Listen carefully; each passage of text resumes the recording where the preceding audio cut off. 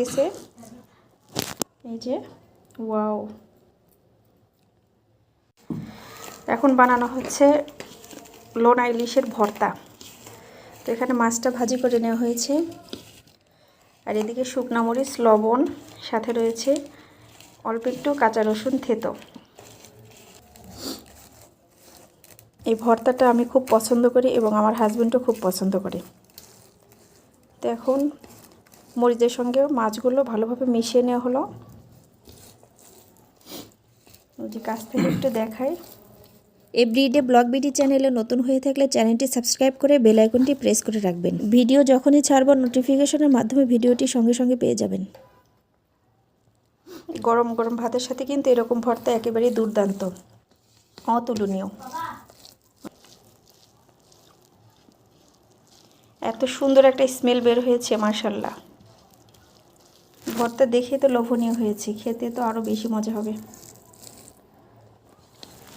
তো এরকম লোলা ইলিশ ভর্তা যারা খেতে পছন্দ করেন অবশ্যই কিন্তু কমেন্ট করে জানাবেন। আমি তো ভীষণ পছন্দ করি খেতে। তো আমার ভর্তাটা মাশাআল্লাহ হয়ে গেছে। এই যে ওয়াও, নিয়েছি সাদা ভাত, একেবারে ভাত দিয়ে ধোয়া উঠতেছে। গরম ভাত, শীতের দিনে গরম ভাতের মজাই অন্যরকম। তো সাথে নিচ্ছি এই যে আমার লোনা ইলিশ ভর্তা। ভর্তাতে কিন্তু প্রচুর ঝাল, আর এই ভর্তা একটু ঝাল দিলে কিন্তু খেতে বেশি মজা হয়। ভর্তা সাথে নিচ্ছি হলো 1 পিস লেবু, একটু ভর্তা, একটু লেবু রস।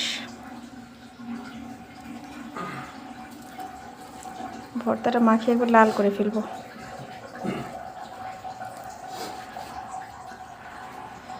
আল্লাহ জানে কতটা ঝাল হবে। বিসমিল্লাহ।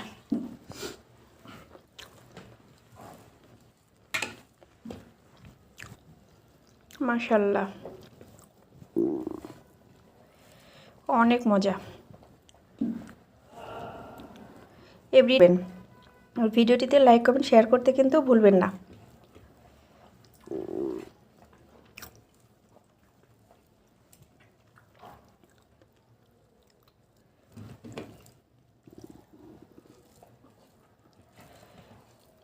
তো বন্ধুরা, আজকে এই পর্যন্তই।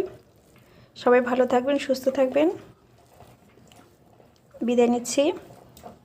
দেখা হবে পরবর্তী কোনো এক ভিডিওতে। সে পর্যন্ত সবাই ভালো থাকবেন, সুস্থ থাকবেন। আল্লাহ হাফেজ।